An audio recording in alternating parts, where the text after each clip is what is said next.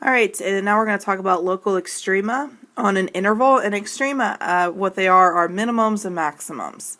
And if they're local, it means that they are not the end-all, be-all minimums and maximums. They are a minimum and maximum on an interval. So, for example, a function can come up, come down, and then shoot up to positive infinity and go down to negative infinity. Well, positive and negative infinity are going to be the ultimate minimums and maximums, but there are local ones. You know, I have a local maximum right there, I have a local minimum right here, I have a local maximum here, I have a local minimum here. And so that's what we're going to find. And these local minimums and maximums occur where our derivative has a critical number. And if you remember, for the previous video, a critical number or critical value, all it is a number that's where my derivative is equal to 0, my derivative doesn't even exist. And so when we talk about finding a local extrema, we're talking about an open interval. So let me quickly tell you what an open interval means. It means we're not truncating our functions. We're not saying the functions goes from here to here. We're saying the function instead just goes to, it does its behavior, it goes to positive and negative infinity. Or we might be going from two different numbers, but we're not including those numbers. So we're kind of going from here to here, but we're not going to include those values. We're just going to look at the in-betweens. And so there's two different methods. You can use a graph of f or f prime to determine max and minimums. We're going to use that with the calculator. You can look for max and minimums. F prime, you're going to look for your zeros. You're going to have a y values go from plus to minus or minus to plus, depending on if it's a maximum minimum. Or method B, you can create a sign chart. Alright, minimums occur when the derivative goes from negative to positive, because negative means it's decreasing, so the slope of decreasing looks like that. And the slope that's increasing, that's positive, looks like that. So it's natural that a negative slope would occur when when the derivative has y values that go from negative to positive, because it goes from decreasing to increasing. Maximums occur when the function goes from positive to negative. So I have positive slopes go up, negative slopes go down. And so it's natural that a maximum would occur. A maximum would occur where your function is going from increasing to decreasing, or from the derivative goes from positive to negative. Alright, number one, we're going to talk about local extrema. Sometimes they call this also relative extrema. They use this word interchangeably. And so for number one, we have y equals the absolute value of x. That was similar to our other video. I'm just going to use a graph for this one because I think that'll be the easiest for you to understand. And so I have a graph for y is equal to absolute value of x, and that looks something like this.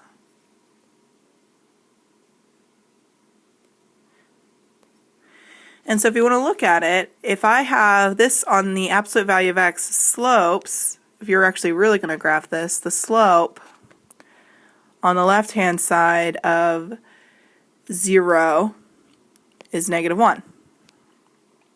If you want to look at it, the m right here is 1. The slopes on the right-hand side of 0 are 1. This is why our slopes, or my derivative, doesn't exist at 0. But what I can tell you is, since my slope goes from negative 1 decreasing to positive 1 increasing, my function is going from decreasing to increasing, you can actually look at the graph and see, hey, there is a relative minimum right here. Actually, technically this will be, because that's the lowest point for the entire function, they actually call this an absolute minimum, but we're going to talk about that probably on Tuesday or Wednesday. And so when we talk about a local extrema, we have a local extrema at x is equal to 0. Sometimes they might ask you for the actual point, and so you actually have to go ahead and write 0, comma, the y coordinate, which in this case will be 0. Number two, we're going to use our calculator, and this is similar to the same function we worked with in the last video. So the calculator, let's go ahead and plug in. I'm going to plug in parentheses 9 times x squared minus 3, and divide that by, I guess it's x to the third, so not quite the same. And then again for y2, I'm going to use the derivative. So I'm going to graph the derivative. So math, scroll down to math 8. We're going to go to variables, y variables, function. We're plugging in y1, and then it's going to be comma x. And we want to graph all x's, so we're going to do comma x again. And let's go ahead and hit graph. I'm going to change my window. I'm going to do zoom 6 to get a standard window. Alright, and as you can see, there's a lot of chaotic stuff here. So I'm going to go ahead and go back to my y equals, and I'm going to turn my y1 off. And then hit graph again. Alright, and so when we talk about critical numbers, we're looking at where are the x-intercepts. So I'm going to change my window. I'm going to say my y-min, I'm going to say is maybe -2, y-max is not 20. My y-min, I'm going to say is 2. Let's hit graph again. Alright, much better. So I'm going to check to find where are the zeros, and if you look at them, I have 0 that looks like occurring about -3 and +3. So we're going to go to second trace or calculate, and we want to find a 0. So let's go to 0, find my spider. There it is. So we're going to go to the left of the value, right of the value. And they tell me, oh, -3. So I'm going to do the same thing, second calc for the other one. So we know one of them's -3, 2. Let's move our spider so we can see it better. There it is. That's the left-hand side. There's the right-hand side. Hit enter. I get 3. Don't worry about the floating number, the 0.0004. Just go ahead and use your brain and know that it's going to be 3. Alright, so if we want to find the actual values, the actual coordinates, we want to plug in -3 and +3. So second quit, so we can do vars, y vars. Remember our parent function is stored in y1, so we can hit enter y1. So we want to do y1 of 3, which gives me 2. And I'm just going to do second enter, and what it does is it repeats what I just entered in. And so I can scroll back and plug in -3. And that gives me -2. So my two critical points are at 3, 2, and -3, -2. Alright, we're going to do the same thing for this function. So let's go ahead and plug in. I have x plus 3/2 sine x. Oops.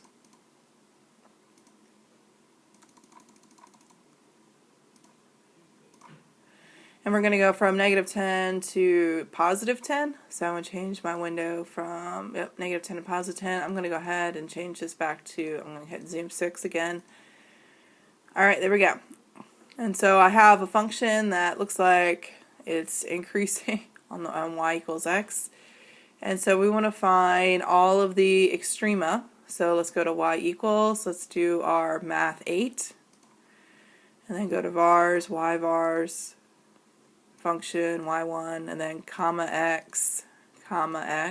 Again, this gives me all of the derivative. So I can graph. I'm going to turn y1 off.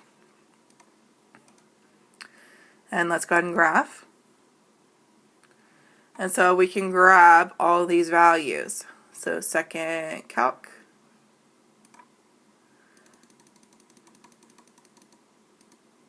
And so again, you can do enter, and then that'll calculate your 0 for you, and you can write that down.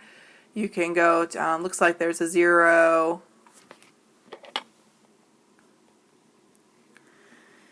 There's going to be a 0, looks like here, here, here.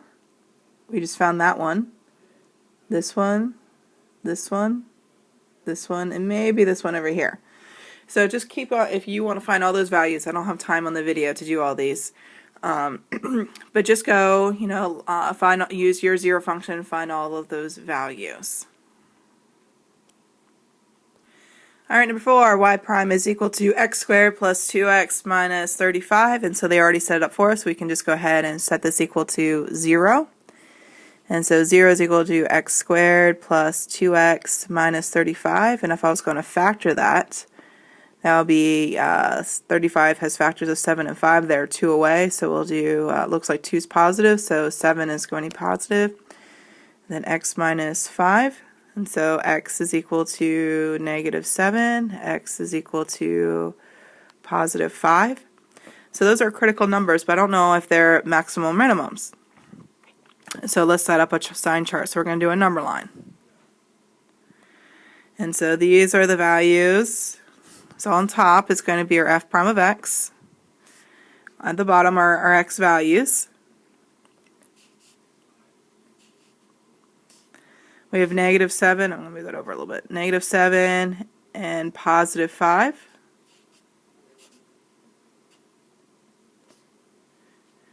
And these are the values that create our derivative equal to 0.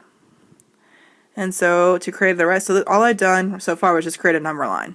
Okay, and I put in the two numbers that I'm most interested in, negative 7 and positive 5. Now I'm going to check the values. I'm going to plug in, I'm going to use the factors. And so my factors are x plus 7. My other factor is x minus 5. And so what I mean by factors is like this grouping of parentheses. And so I'm going to use my number line, and I'm going to plug values on my number line into these factors. And so I'm going to pick on somewhere over here, and I'm going to say, I don't know, negative 8. So let's plug in negative 8 into this factor. Negative 8 plus 7 is negative 1. So this is going to be negative. I'm just tracking the signs. And I'm going to plug in negative 8 into this function. So negative 8 minus 5 is negative, so that means this is negative. Now I'm going to plug in a number between negative 7 and 5. I don't know, let's say we're going to plug it in this one. And let's say 0. 0 plus 7 is a positive number. Again, I'm going to plug in, let's say 0. So 0 minus 5 is a negative number.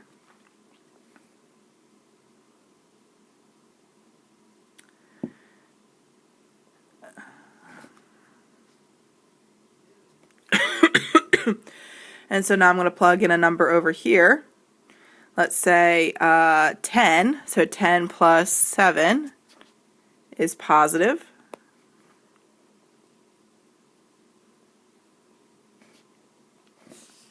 Then I'm going to do this guy. 10 minus 5 is also positive. So now we're going to talk about what these negatives and positives. So a negative times a negative gives me a positive answer. A positive times a negative gives me a negative answer. A positive times a positive is a positive. So when we're talking about positive slopes go up. Negative slopes go down.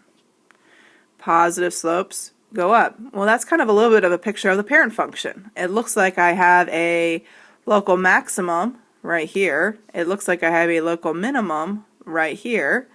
And so in terms of critical numbers, I have x is equal to negative 7 is a local max, and x